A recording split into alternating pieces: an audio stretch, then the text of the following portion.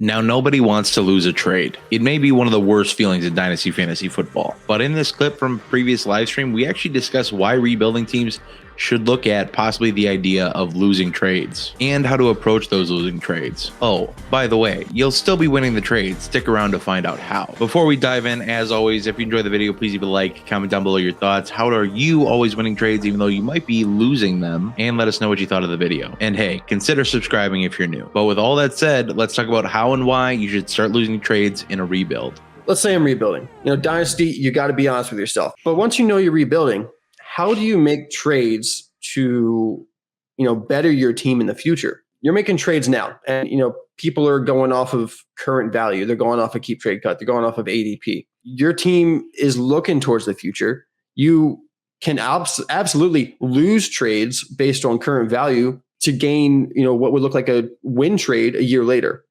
We have all been in trades where we've looked back a year later and we've been like, oh crap, that was a terrible trade. Or wow, that trade worked out really well because this first round pick became this player.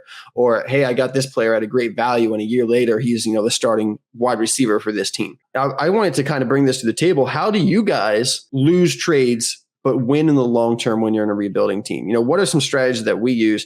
Obviously, you're trying to, acquire talent that's going to get better. At least you think is going to get better. If you do have a player that you think is going to be like Michael Carter, where, his value is not going to be as high a year later, you're obviously not targeting him in rebuild because you don't care about this year. You're caring about next year. So how do you guys look at players that you think are going to be better next year? Do you check out the contract? We talked about the other night, you can go on spotrac.com. You can look at players' contracts, and on Spotrac, they actually have a little section where it says, this guy's a cut candidate. Ezekiel Elliott, they have an out after this year. They can cut him. They can save a boatload of money and only have, like $10,000 against the cap. They can make something happen there. There's some other players that, hey, if you look a year out that they're a cut candidate, if you're ahead of that curve, you can get the backup, or you can, maybe acquire a pick where you think maybe they're going to draft that backup. What are you guys' thoughts on this? How do you win those trades, even though you might lose them? How do you get that through your head that it's okay to lose a trade? First things first, winning or losing a trade is very objective. Exactly. Because there are times where I've made a trade and the league just completely roasts me for the trade. And then I bring it to you guys and I'm like, here's the situation. My team is doing blah. And everyone's like, that's a good deal for you. So it's very objective. But what I do and things that are going to make it look like you're losing a trade, if you're looking at a guy who is likely to be a free agent but could be a starter, I'll just give Alexander Mattison as an example. You're trading for a guy like Alexander Mattison, who has shown that he's been pretty good when he's had to fill in for Dalvin Cook. Another guy that I'm looking for number 2 or number 3 wide receivers on a team where the number 1 wide receiver looks like he's going to move on. The Pittsburgh Steelers are a prime example of guys that you want to look at because their number 2 receivers always seem to step up after their number 1s leave. But I think the important thing is, in order to be okay with losing a trade, it has to almost look like it was terrible, like you're giving up high quality player for a backup and additional capital. And I'm okay with that. If you know you're not going to win it, you're still setting a lineup, you're retooling for next year. First thing first, you need to remove the idea of winning or losing a trade entirely. That's one of my biggest tips. Everybody goes in trying to win and you get a heck of a lot less trades done. You need to try to, if anything, win for both sides. At the moment, it needs to feel like and help both teams so both teams win. But how you re-engineer it or engineer it is so that your side of the deal is better long-term. And one of my favorite ways to do this, and I've discussed this a few times on the channel, and I'm still kind of working a name for it to be easier to say and less of a jumble, is the projected lateral tear down trade. A prime example for this is basically you pick a player that you're sending for a player that's ranked lower or valued lower that you think is going to end up finishing similarly to them or close to it or in the same tier, whatever. My big example for this offseason has been AJ Brown for Rashad Bateman plus. That's been kind of the staple of what I want to do. You're getting a little younger. You're getting a player that I think is going to finish pretty similarly, even though I think AJ Brown is probably a better talent based on offenses, volume, things like that. I think Rashad Bateman is going to finish in the same ballpark, but you can get a lot more on top of Rashad Bateman removing AJ Brown. I want to have it be more of a year from now when I have Rashad Bateman versus AJ Brown, but I also have that plus asset, which might be a second, could be a first, depending on who you're talking to or who you're trading with.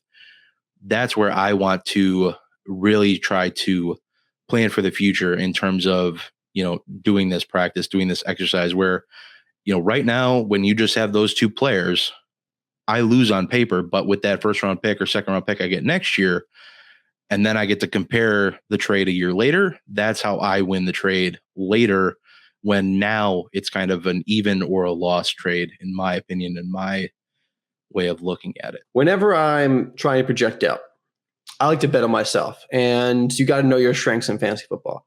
One of my strengths is scouting, is in the rookie draft. I feel pretty confident in that.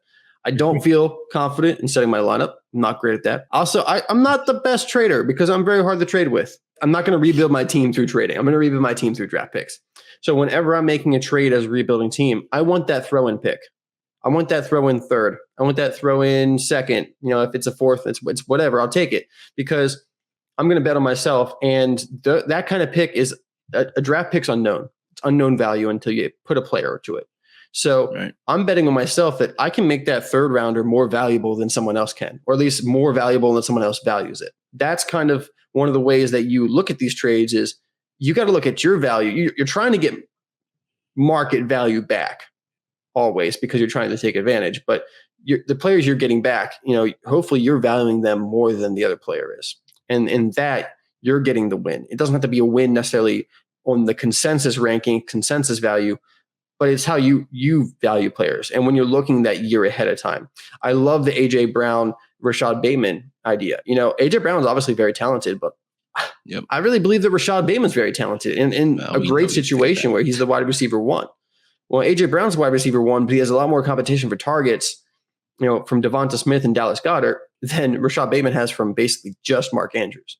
I'm always looking to, add on that draft pick. Now, just an example of one of these trades where I was actually on the other side of one of these rebuilding trades. But like I said, I got Antonio Gibson about 4 weeks ago. And I got Antonio Gibson for the 205, 206, something like that. At the time, everyone in the entire chat went crazy. They were like, how did you get Antonio Gibson for a second round pick? That's a steal. How'd that happen? That's ridiculous.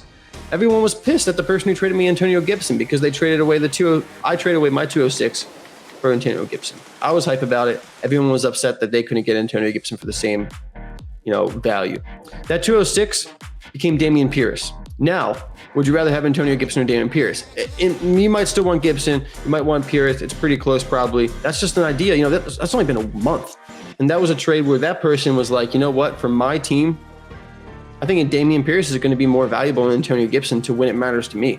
And that trade worked out pretty well for them. Now, while this is a good strategy, in essence, it is not finished. There's quite a bit of nuance that goes into these trades. So before you start going out, sending all these lose now trades, be sure to check out the videos on your screen right now. Between those two videos, I dive into over 20 strategies on how to trade wisely in your leagues. And be sure to subscribe so you can stay tuned for more videos on this exact topic, specifically how to identify these tier down trade targets. Like I said before, leave a like if you enjoyed the video, comment down below your thoughts on the video itself. But hey, that's going to be it for me today. I will see y'all in the next one. But until then, y'all have a good one.